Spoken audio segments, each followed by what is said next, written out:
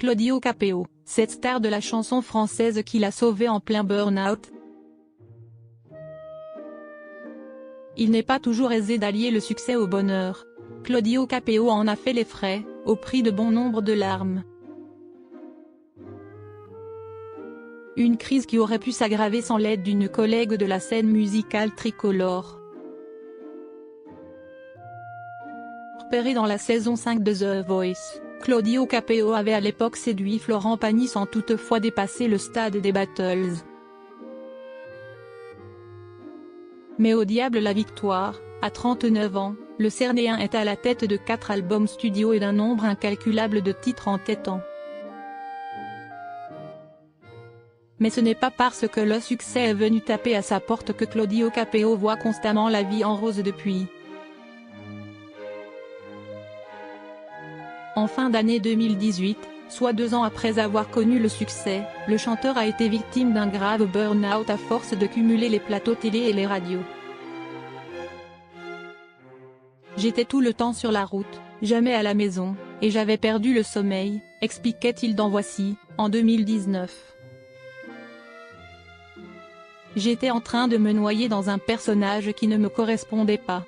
Un an plus tard, il ajoutait, auprès d'Europe 1, c'était comme si j'étais seul au monde. Je n'avais plus le temps de réfléchir, plus le temps de comprendre où j'étais, ce que je faisais, ce que j'étais en train de raconter. Zaz au soutien de Claudio Capéo. Le jour où il a littéralement craqué, une chanteuse était heureusement là pour constater les dégâts.